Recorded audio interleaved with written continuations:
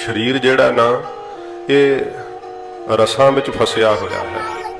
ते सब तो अज ज़्यादा वेखीए ते कलयुग दा भारी जोर होण करके जीवां अंदर काम वासना दा रस ज़्यादा है। ते वो रस इहो जिहा जीव नूं लगा होया है कि शरीर तो उथान नहीं हो पाउंदा है। ते इउं रस चिंबड़िया होया है अपने आप नूं जिन्ना रसां दे अधीन करेगा ना, ये शरीर जिहड़ा फिर आत्मा की छाती ते चढ़िया रहिंदा है। आत्मा अभाव होई रहिंदी है अंदरों, जिन्ने रस माणदा है शरीर करके आत्मा नूं दमन कर दिंदा है, आत्मा की आवाज़ नहीं सुनदा। ते जिवें जिवें शब्द नाल जुड़दा है, जिवें जिवें कमाई करदा है, देह मरन लग पैंदी है, देह दे रस घटन लग पैंदे है, आत्मा अंदर प्रबल होण लग पैंदी है। गल ये है जे आनंद गृहस्थ दा है काम वासना करके उन्हों अज दे समय विच बहुत वड्डा आनंद ते सुख मन्निया होया है। पर जे सतगुरु जी तो आपां ये पुछीए ते गरीब नवाज की बाणी कहती है कि एक निमुख मात्र वो सुख है। ते वो सुख इस तरह का है, ये बड़े बड़े विद्वानां ने इस दे उपर साध संगत जी, क्योंकि बोलना ये उत्ते बड़ा दुस्तर हुंदा है, बड़ा कठिन हुंदा है।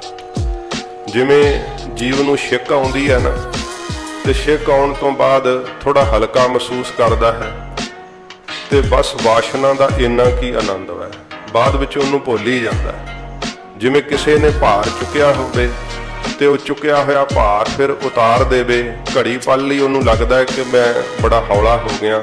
कहंदे इउं ही काम वासना नूं भोग के उहनूं घड़ी पल लई लगदा है कि बड़ा सुख मिलिया, ते जदों लंघ जांदा समा फिर वो भार भी भुल जांदा है ते वो सुख भी भुल जांदा है। इसे तरह वासना जिहड़ी भोगी हुई जीव नूं भुल जांदी है, वो सदा उहदा सुख नहीं रहिंदा है।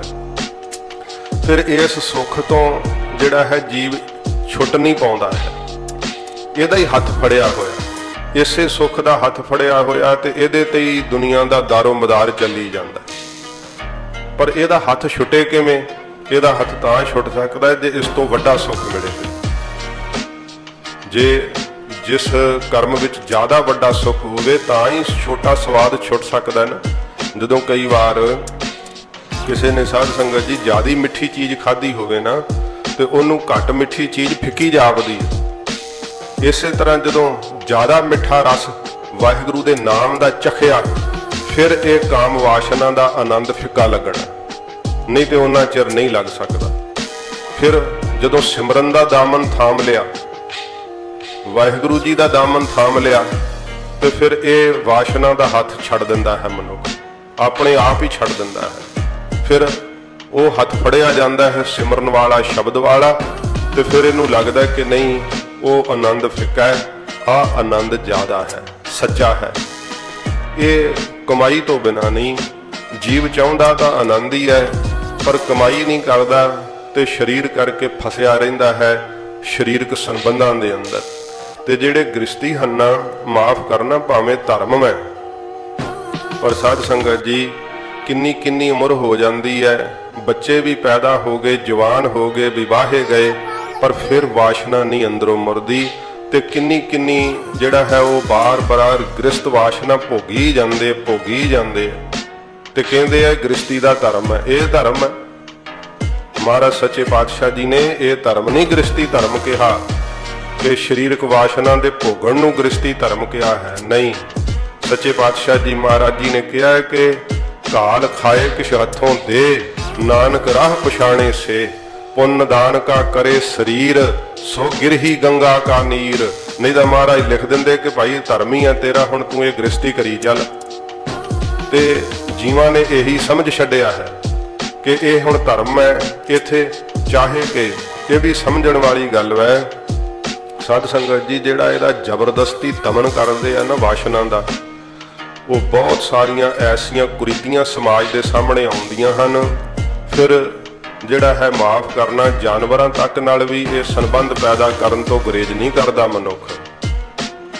जदों इखलाक गिर जाता है ਇਹ ਵਾਸ਼ਨਾ ਅੰਦਰ ਸ਼ੈਤਾਨਪੁਣਾ ਪੈਦਾ ਕਰ ਦਿੰਦੀ ਹੈ। ਜਿਹਨੂੰ ਇਸ ਨੂੰ ਜ਼ਬਰਦਸਤੀ ਦਮਨ ਕੀਤਾ ਨਾ, ਉਹ ਕਈ ਵਾਰੀ ਪਾਗਲ ਵੀ ਹੋਏ ਵੇਖੇ ਜਾਂਦੇ ਆ, ਕਿਉਂਕਿ ਅੰਦਰ ਸਰੀਰ ਦਾ ਰਸ ਛੁੱਟਿਆ ਨਹੀਂ, ਜ਼ਬਰਦਸਤੀ ਇਹਦਾ ਦਮਨ ਕੀਤਾ ਹੈ। ਤੇ ਫਿਰ ਉੱਥੇ ਕੀ ਹੁੰਦਾ ਹੈ, ਜਿਹੜੀਆਂ ਸੂਖਸ਼ਮ ਰੂਹਾਂ ਹਨ ਨਾ, ਇਹ ਸਾਡੇ ਆਲੇ ਦੁਆਲੇ ਵਿਚਰਦੀਆਂ, ਉਹਨੂੰ ਨਹੀਂ ਆ ਕਰਕੇ ਚਿੰਬੜਦੀਆਂ, ਜਿਹੜਾ ਸਰੀਰ ਦੀ ਤੇ ਮਨ ਦੀ ਸੁਚਮਤਾ ਸਹਿਤ ਰਹਿੰਦਾ ਹੈ, ਉਹਨੂੰ ਹੀ ਆ ਕਰਕੇ ਇਹ ਵੀ ਮੰਨਿਆ ਗਿਆ ਹੈ ਦਾਰਸ਼ਨਿਕਾਂ ਦਾ ਕਿ ਜਿਹੜਾ ਸਾਧ ਸੰਗਤ ਜੀ ਜਿਹੜਾ ਵਾਸ਼ਨਾ ਨੂੰ ਕਈ ਪ੍ਰਕਿਰਿਆ ਨਾਲ ਭੋਗਦਾ ਹੈ, ਹਸਤ ਮੈਥੁਨ ਆਦਿਕ ਕਰਦੇ ਹੈ, ਉਹਨਾਂ ਨੂੰ ਪ੍ਰੇਤ ਆਤਮਾਵਾਂ ਬਹੁਤ ਜਲਦੀ ਚਿੰਬੜਦੀਆਂ ਨੇ। ਜਿਹਦੇ ਅੰਦਰ ਵਾਸ਼ਨਾ ਹੈ ਭੋਗਣ ਦੀ, ਪਰ ਭੋਗਣ ਨੂੰ ਕੋਈ ਸਮਾਜ ਵਿੱਚ ਵਿਵਸਥਾ ਨਹੀਂ ਮਿਲ ਰਹੀ, ਅੰਦਰ ਵਾਸ਼ਨਾ ਮਰ ਨਹੀਂ ਰਹੀ, ਜ਼ਬਰਦਸਤੀ ਦਮਨ ਕੀਤਾ ਹੋਇਆ ਹੈ, ਤੇ ਉਹਨਾਂ ਦੇ ਅੰਦਰ ਫਿਰ ਸਾਧ ਸੰਗਤ ਜੀ ਇਹੋ ਜਿਹੀਆਂ ਪ੍ਰੇਤ ਆਤਮਾਵਾਂ ਵੀ ਆ ਕਰਕੇ ਉਹਨਾਂ ਨਾਲ ਗ੍ਰਸਤ ਵਿਹਾਰ ਤੱਕ ਕਰ ਦਿੰਦੀਆਂ। ਇਹੋ ਜਿਹੀ ਹਾਲਤ ਬਣ ਜਾਂਦੀ ਹੈ। ਤੇ ਜੀਵ ਦੇ ਮਲੀਨ ਹਿਰਦੇ ਕਰਕੇ ਇਹ ਸਾਰੇ ਕਾਰਨ, ਜਿਹੜੇ ਕਹਿੰਦੇ ਆ ਨਾ ਭੂਤ ਚਿੰਬੜ ਗਿਆ ਹੈ, ਇਹੋ ਜਿਹੀਆਂ ਘਟਨਾਵਾਂ ਜ਼ਿਆਦੀਆਂ ਕਾਮ ਵਾਸ਼ਨਾ ਦੇ ਅਧੀਨ ਹੁੰਦੀਆਂ ਹਨ, ਕਿਉਂਕਿ ਇਹੋ ਜਿਹੀਆਂ ਬਦ ਰੂਹਾਂ ਤਾਂ ਬਹੁਤ ਨੇ ਜਿਨ੍ਹਾਂ ਨੂੰ ਸਰੀਰ ਨਹੀਂ ਹੈ। ਇਹਨਾਂ ਵਾਸ਼ਨਾਵਾਂ ਦੇ ਗਲਤ ਕਰਮਾਂ ਦੇ ਕਰਕੇ ਹੀ ਉਹਨਾਂ ਨੂੰ ਸਰੀਰ ਨਹੀਂ ਮਿਲਿਆ, ਪ੍ਰੇਤ ਬਣੇ ਹਨ। ਤੇ ਫਿਰ ਉਹਨਾਂ ਸਰੀਰਾਂ ਨੂੰ ਉਹ ਖੋਜ ਲੈਂਦੇ ਆ ਜਿਨ੍ਹਾਂ ਦੇ ਅੰਦਰ ਹਰ ਵੇਲੇ ਵਾਸ਼ਨਾ ਚੱਲਦੀ ਰਹਿੰਦੀ ਹੈ, ਹਰ ਵੇਲੇ ਕੋਈ ਨਾ ਕੋਈ ਬੁਰਾ ਕਰਮ ਹੀ ਜਿਹੜਾ ਉਹਦਾ ਫੁਰਨੇ ਦੇ ਰੂਪ ਵਿੱਚ ਚੱਲਦਾ ਰਹਿੰਦਾ ਹੈ। ਤੇ ਫਿਰ ਸੁੱਤੇ ਪਿਆ ਜੇ ਸੁਪਨ ਦੇ ਅੰਦਰ ਵਾਸ਼ਨਾ ਭੋਗਦੇ ਆ, ਇਸਤਰੀ ਮਰਦ ਨੂੰ ਬਣਾ ਲੈਂਦੀ ਹੈ ਸੁਪਨੇ ਵਿੱਚ, ਮਰਦ ਇਸਤਰੀ ਬਣਾ ਲੈਂਦਾ ਸੁਪਨੇ ਦੇ ਅੰਦਰ, ਤੇ ਜ਼ਰੂਰੀ ਨਹੀਂ ਕਿ ਸੁਪਨ ਦੇ ਵਿੱਚ ਭੋਗੀ ਆ, ਹੋ ਸਕਦਾ ਹੈ ਕਿ ਕੋਈ ਇਹੋ ਜਿਹੀ ਭੈੜੀ ਰੂਹ ਹੀ ਵਾਸ਼ਨਾ ਨਾਲ ਭੋਗ ਗਈ ਹੋਵੇ। ਤੋ ਇਸ ਕਰਕੇ ਫਿਰ ਉਹਦਾ ਜਾਤ ਸਤ ਕਾਇਮ ਕਿਵੇਂ ਰਹਿ ਸਕਦਾ ਹੈ? ਮਹਾਰਾਜ ਜੀ ਨੇ ਜਿਹੜਾ ਗ੍ਰਸਤੀ ਕਿਹਾ ਨਾ, ਉਹ ਜਤ ਸਤ ਵਿੱਚ ਪਰਪੱਕ ਗ੍ਰਸਤੀ ਕਿਹਾ। ਇਸੇ ਕਰਕੇ ਜਿਹੜੇ ਪੱਛਮੀ ਦੇਸ਼ਾਂ ਦੇ ਲੋਕ ਹੈ ਨਾ, ਉਹਨਾਂ ਵਿੱਚ ਜਿਹੜੀਆਂ ਉਹ ਨਨਸ ਨਹੀਂ ਹੁੰਦੀਆਂ, ਉਹ ਬ੍ਰਹਮਚਾਰੀ ਹੁੰਦੀਆਂ। ਪਰ ਜਿੰਨੇ ਜ਼ਿਆਦੇ ਸਾਧ ਸੰਗਤ ਜੀ ਕੇਸ ਉਹਨਾਂ ਨੂੰ ਪ੍ਰੇਤ ਚਿੰਬੜਨ ਦੇ ਆਉਂਦੇ, ਹੋਰ ਕਿਧਰੇ ਨਹੀਂ ਆਉਂਦੇ, ਕਿਉਂਕਿ ਵਾਸ਼ਨਾ ਦਾ ਉਹਨਾਂ ਨੂੰ ਦਮਨ ਕਰਾਉਂਦੇ ਐ, ਸਾਰੀ ਉਮਰ ਉਹਨਾਂ ਨੂੰ ਬ੍ਰਹਮਚਰਜ ਰਖਾਉਂਦੇ ਐ, ਪਰ ਉਹ ਬ੍ਰਹਮਚਰਜ ਰਹਿੰਦਾ ਨਹੀਂ ਹੈ। ਇਹੋ ਜਿਹੇ ਪ੍ਰੇਤ ਚਿੰਬੜਨ ਦੀਆਂ ਕਹਾਣੀਆਂ ਉਹਨਾਂ ਦੀਆਂ ਬਹੁਤ ਸਾਰੀਆਂ ਹਨ। ਇਹ ਮਨੁੱਖ ਦੇ ਅੰਦਰ ਬੜੀ ਪ੍ਰਬਲ ਸ਼ਕਤੀ ਹੈ। ਇਸੇ ਕਰਕੇ ਸਤਿਗੁਰਾਂ ਜੀ ਨੇ ਕਿਹਾ ਕਿ ਗ੍ਰਸਤ ਧਾਰਨ ਕਰਨਾ, ਗ੍ਰਸਤ ਨੂੰ ਧਾਰਨ ਕਰਕੇ ਫਿਰ ਉਹਦੇ ਅੰਦਰ ਸੰਤੋਖੀ ਬਣ ਕਰਕੇ ਰਹਿਣਾ। ਕਿਉਂਕਿ ਜਿਹੜੇ ਪੱਛਮੀ ਡਾਕਟਰ ਹੈ ਨਾ, ਉਹਨਾਂ ਨੇ ਇਹ ਖਿਆਲ ਦਿੱਤਾ ਹੈ ਕਿ ਇਹਦਾ ਦਮਨ ਨਾ ਕਰੋ, ਇਹਨੂੰ ਭੋਗੋ। ਤੇ ਫਿਰ ਕੀ ਹੈ, ਦੋਹਾਂ ਹਾਲਤਾਂ ਦੇ ਅੰਦਰ ਜ਼ਬਰਦਸਤੀ ਦਮਨ ਕੀਤਾ ਵੀ ਸਾਧ ਸੰਗਤ ਜੀ ਕੀ ਹੈ ਕਿ ਮਨੁੱਖ ਨਾਮ ਨਾਲ ਨਹੀਂ ਜੁੜ ਪਾਉਂਦਾ ਆਪਣੇ, ਕਿਉਂਕਿ ਅੰਦਰ ਵਾਸ਼ਨਾ ਦੀ ਚੇਸ਼ਟਾ ਬਣੀ ਰਹਿੰਦੀ ਹੈ। ਤੇ ਜਿਹੜਾ ਭੋਗੀ ਗਿਆ ਤੇ ਉਹ ਤੇ ਫਿਰ ਸਤਿਆਨਾਸ਼ ਹੀ ਮਾਰਿਆ ਗਿਆ, ਉਹਨੇ ਤਾਂ ਆਪਣੀ ਆਤਮਾ ਨੂੰ ਪਹਿਚਾਣਿਆ ਹੀ ਨਹੀਂ, ਸਰੀਰ ਦੇ ਰਸ 'ਚ ਖੁੱਭ ਕੇ ਤੇ ਖਤਮ ਹੋ ਗਿਆ। ਇਹ ਦੋਵਾਂ ਵਿਵਸਥਾ ਵਿੱਚ ਸਾਧ ਸੰਗਤ ਜੀ ਜੀਵ ਜਿਹੜਾ ਗਰਕ ਹੋ ਜਾਂਦਾ ਹੈ, ਜ਼ਬਰਦਸਤੀ ਦਮਨ ਵੀ ਨਹੀਂ ਹੁੰਦਾ, ਤੇ ਜੇ ਇਹਨੂੰ ਭੋਗੀ ਜਾਵੇ ਤੇ ਫਿਰ ਵੀ ਸਾਧ ਸੰਗਤ ਜੀ ਇਹਦਾ ਸਰਵਨਾਸ਼ ਹੀ ਹੋ ਜਾਂਦਾ ਹੈ। ਇਹ ਗੁਰੂ ਨਾਨਕ ਸਾਹਿਬ ਨੇ ਸਾਨੂੰ ਵਿਚਲਾ ਰਸਤਾ ਦੱਸਿਆ ਕਿ ਤੂੰ ਇਹਦਾ ਦਮਨ ਨਹੀਂ ਕਰ ਪਾਏਗਾ। ਮਹਾਰਾਜ ਫਿਰ ਇਸ ਦਾ ਖਾਤਮਾ ਕਿਵੇਂ ਹੋਵੇਗਾ? ਮਹਾਰਾਜ ਕਹਿੰਦੇ ਇਹਦਾ ਹੱਥ ਛੱਡ ਕੇ ਵੱਡੇ ਨਿਰੰਕਾਰ ਦਾ ਹੱਥ ਫੜ। ਤੂੰ ਹਾਥੀ ਰਸਾਂ ਦਾ ਫੜਿਆ ਹੋਇਆ, ਹਾਥੀ ਵਾਸ਼ਨਾ ਦਾ ਪਕੜਿਆ ਹੋਇਆ, ਤੇ ਸੋਚਦਾ ਕਿ ਕਿਵੇਂ ਜੀਵਾਂਗਾ। ਤੇ ਆਦਤ ਪੈ ਗਈ ਹੈ, ਸਰੀਰ ਨੂੰ ਆਦਤ ਪੈ ਗਈ ਹੈ, ਮਨ ਨੂੰ, ਤੇ ਕਹਿਣ ਨੂੰ ਆਪਣੇ ਦਿਲ ਨੂੰ ਧਰਵਾਸ ਦਿੰਦਾ ਹੈ ਕਿ ਇਹ ਧਰਮ ਹੈ। ਇਹ ਧਰਮ ਨਹੀਂ ਹੈ, ਧਰਮ ਸੰਤੋਖ ਹੈ, ਸਬਰ ਹੈ। ਜਿੰਨਾ ਚਿਰ ਤੇਰੇ ਅੰਦਰ ਸਬਰ ਨਹੀਂ ਆਇਆ, ਸੰਤੋਖ ਨਹੀਂ ਆਇਆ, ਕਿ ਵਾਸ਼ਨਾ ਦੇ ਭੋਗਣ ਕਰਕੇ ਵੇਖ, ਜੇ ਇੰਨੀ ਉਮਰਾਂ ਲੰਘ ਗਈ ਹੈ ਹੁਣ ਤੱਕ ਨਹੀਂ ਰੱਜਿਆ ਤੇ ਮਰਨ ਤੱਕ ਰੱਜ ਜਾਏਗਾ। ਇਸੇ ਕਰਕੇ ਮਹਾਰਾਜ ਜੀ ਨੇ ਕਿਹਾ ਹੈ ਕਿ ਹੇਤ ਕੇ ਬੰਧਨ ਤੋੜ ਨਾ ਸਕਹਿ, ਤਾਂ ਜਮ ਕਰੇ ਖੁਆਰੀ ਜੀਓ।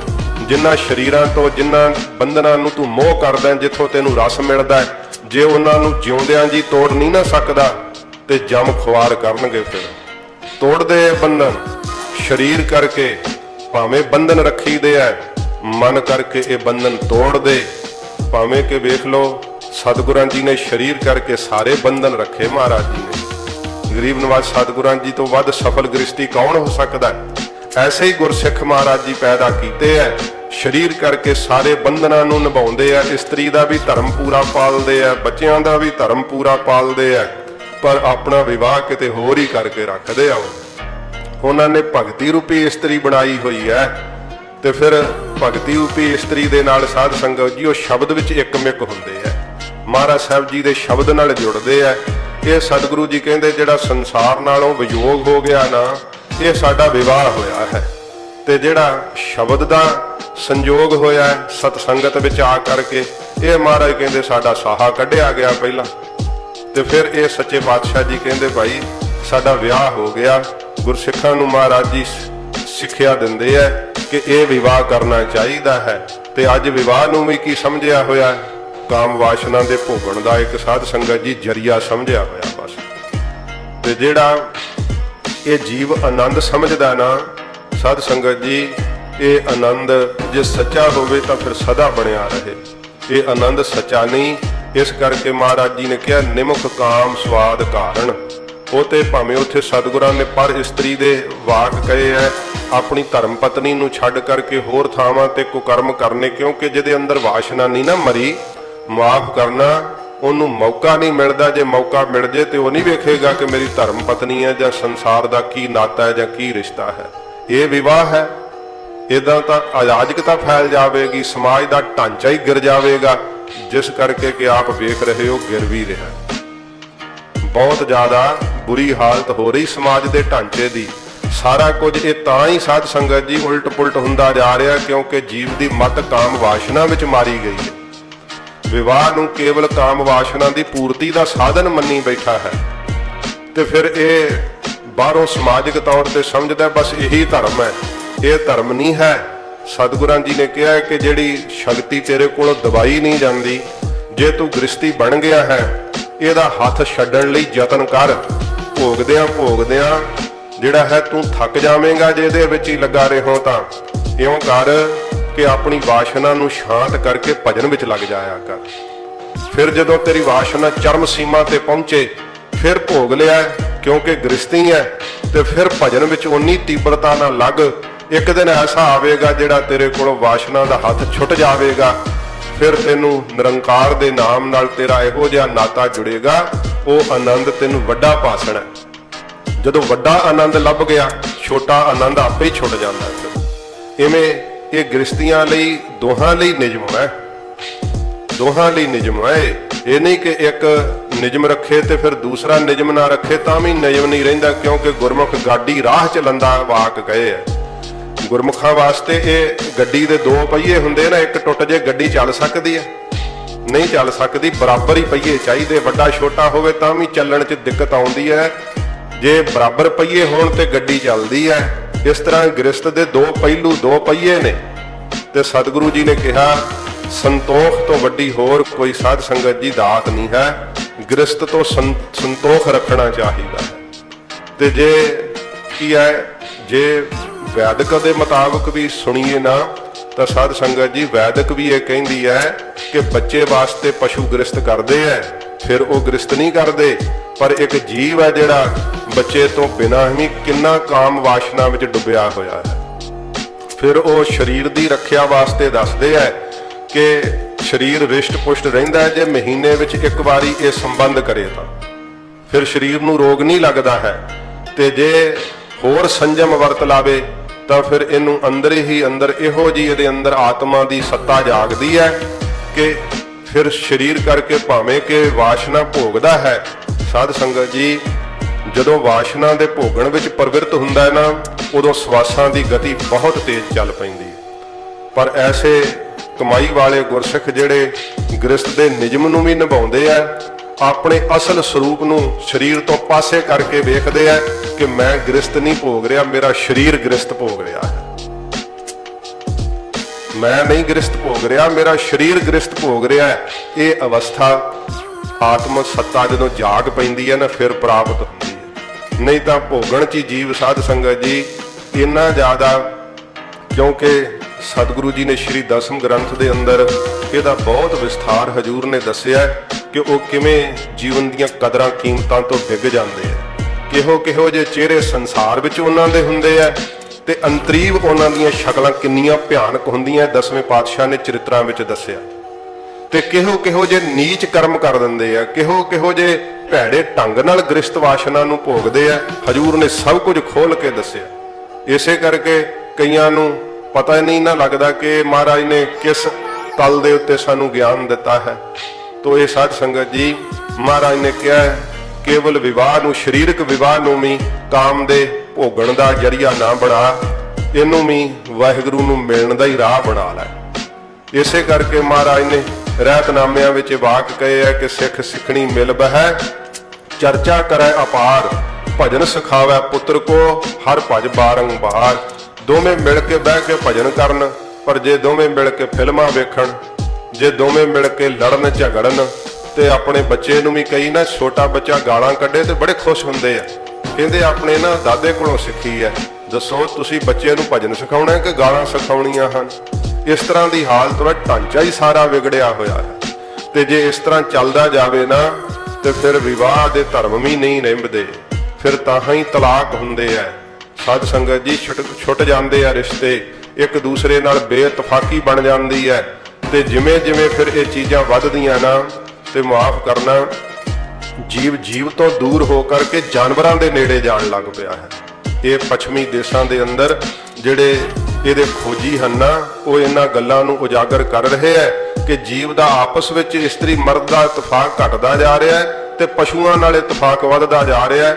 ਇਹ ਮਾਫ ਕਰਨਾ, ਮੈਂ ਗਲਤ ਨਹੀਂ ਕਹਿੰਦਾ। ਜੇ ਕੋਈ ਤੁਸੀਂ ਵੇਖੋ ਨਾ ਉੱਥੋਂ ਦੇ ਸਮਾਜ ਦਾ ਢਾਂਚਾ, ਇਕੱਲੀ ਇਸਤਰੀ ਹੋਵੇਗੀ ਤੇ ਨਾਲ 5-7 ਕੁੱਤੇ ਹੋਣਗੇ ਜ਼ਰੂਰ ਗੱਡੀ 'ਚ, ਇਕੱਲਾ ਮਰਦ ਹੋਊਗਾ ਤੇ 5-7 ਜਾਨਵਰ ਜ਼ਰੂਰ ਨਾਲ ਰੱਖੇ ਹੋਣਗੇ, ਪੈਟ ਆਦਿਕ ਆਪਣੇ। ਉਹਨੂੰ ਲੱਗਦਾ ਹੈ ਕਿ ਮਨੁੱਖ ਨਾਲ ਨਹੀਂ ਹੁਣ ਮੇਰੀ ਬਣ ਆਉਂਦੀ, ਤੇ ਜਾਨਵਰ ਅੱਗੋਂ ਕੋਈ, ਕਿਉਂਕਿ ਉਹ ਬੁੱਧੀ ਨਹੀਂ ਹੈ, ਨਿਰਬੁੱਧੀ ਹਨ, ਉਹਨੇ ਕੋਈ ਭਾਵ ਨਹੀਂ ਅੱਗੋਂ ਪ੍ਰਗਟ ਕਰਨਾ, ਉਹਨੇ ਕੋਈ ਅੱਗੋਂ ਬੁਰਾ ਭਲਾ ਨਹੀਂ ਕਹਿਣਾ। ਇਸ ਕਰਕੇ ਜਾਨਵਰ ਦੇ ਨਾਲ ਹੀ ਆਪਣੀ ਜ਼ਿੰਦਗੀ ਬਤੀਤ ਕਰਦੇ ਆ, ਤੇ ਜਿੱਥੇ ਆਪ ਸੌਂਦੇ ਆ, ਬਹਿੰਦੇ ਆ, ਖਾਂਦੇ ਆ, ਉੱਥੇ ਹੀ ਕੁੱਤਿਆਂ ਨੂੰ ਖਵਾਈ ਜਾਂਦੇ, ਉਹਨਾਂ ਨਾਲ ਹੀ ਰਹਿੰਦੇ, ਤੇ ਕੁੱਤਿਆਂ ਵਰਗਾ ਹੀ ਜੀਵਨ ਬਣ ਜਾਂਦਾ ਹੈ।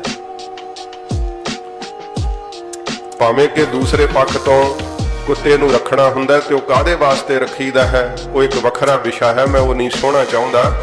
ਪਰ ਉਹਨੂੰ ਉਹਦੇ ਫਾਇਦੇ ਲਈ ਵਰਤਣਾ ਚਾਹੀਦਾ ਹੈ, ਨਾ ਕਿ ਜਿਸ ਥਾਂ ਤੇ ਤੁਸੀਂ ਇਸਤਰੀ ਦੀ ਵਰਤੋਂ ਕਰਦੇ ਆ ਉਸ ਥਾਂ ਤੇ ਜਾਨਵਰ ਨੂੰ ਸਮਝ ਲਓ, ਤੇ ਜਾਂ ਜਿਸ ਕਰਕੇ ਜਿਸ ਥਾਂ ਤੇ ਇਸਤਰੀ ਮਰਦ ਨੂੰ ਚਾਹੁੰਦੀ ਆ ਉਸ ਥਾਂ ਤੇ ਵੀ ਜਾਨਵਰ ਦੇ ਨਾਲ ਪੂਰਤੀ ਕਰੋ। ਇਹ ਸਾਧ ਸੰਗਤ ਜੀ, ਸਭ ਕੁਝ ਹੀ ਇਹ ਕਲਯੁਗ ਦੀਆਂ ਵੱਡੀਆਂ ਨਿਸ਼ਾਨੀਆਂ ਨੇ।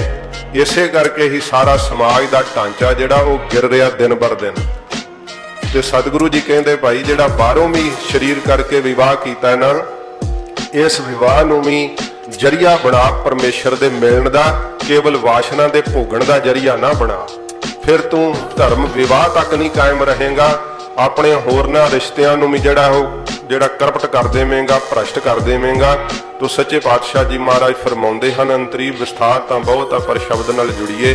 ਹਜੂਰ ਫਰਮਾਉਂਦੇ ਹਨ, ਫਿਰ ਪੜ੍ਹਦੇ ਹੋ, ਸਾਹਾ ਸੰਜੋਗ ਵਿਆਹੁ ਵਿਜੋਗ। ਹੁਣ 99 ਕਰਕੇ ਸਾਧ ਸੰਗਤ ਜੀ, ਸੱਚੇ ਪਾਤਸ਼ਾਹ ਜੀ ਮਹਾਰਾਜ ਕਹਿੰਦੇ ਆ ਜਿਹੜਾ ਵਿਯੋਗ ਕੀ ਹੋਇਆ ਹੈ। ਸਾਧ ਸੰਗਤ ਜੀ, ਜਦੋਂ ਸੱਚੇ ਪਾਤਸ਼ਾਹ ਜੀ ਮਹਾਰਾਜ ਕਹਿੰਦੇ ਆ ਕਿ ਅੰਦਰ ਜਿਹੜੇ ਵਕਾਰ ਹਨ, ਅੰਦਰ ਜਿਹੜੀਆਂ ਵਾਸ਼ਨਾਵਾਂ ਹਨ, ਉਹਨਾਂ ਤੋਂ ਜਦੋਂ ਵਿਯੋਗ ਹੁੰਦਾ, ਇਹ ਸਾਹਾ ਹੈ। ਹੁਣ 99 ਕਰਕੇ ਸਾਹਾ ਸੋਧਿਆ ਗਿਆ। ਕਿਹੜਾ ਸਾਹਾ ਸੋਧਿਆ ਗਿਆ? ਜਦੋਂ ਸੰਸਾਰ ਨਾਲੋਂ ਟੁੱਟ ਗਏ। ਫਿਰ ਜਦੋਂ ਸੰਸਾਰ ਨਾਲੋਂ ਟੁੱਟਾਂਗੇ ਨਾ, ਸਵਾਦਾਂ ਨਾਲੋਂ ਟੁੱਟਾਂਗੇ, ਰਸਾਂ ਨਾਲੋਂ ਟੁੱਟ ਜਾਵਾਂਗੇ, ਉਹ ਦਿਨ ਦੂਰ ਨਹੀਂ। ਫਿਰ ਜਦੋਂ ਸਾਹੇ ਵੱਜ ਜਾਂਦੀ ਹੈ ਲੜਕੀ ਜਾਂ ਲੜਕਾ, ਫਿਰ ਉਹਨਾਂ ਨੂੰ ਪਤਾ ਹੁੰਦਾ ਕਿ ਵਿਆਹ ਦਾ ਦਿਨ ਨਿਯਤ ਕੀਤਾ ਗਿਆ, ਹੁਣ ਉਹ ਦੂਰ ਨਹੀਂ ਦਿਨ ਜਦੋਂ ਭਾਈ ਵਿਵਾਹ ਹੋਵੇਗਾ।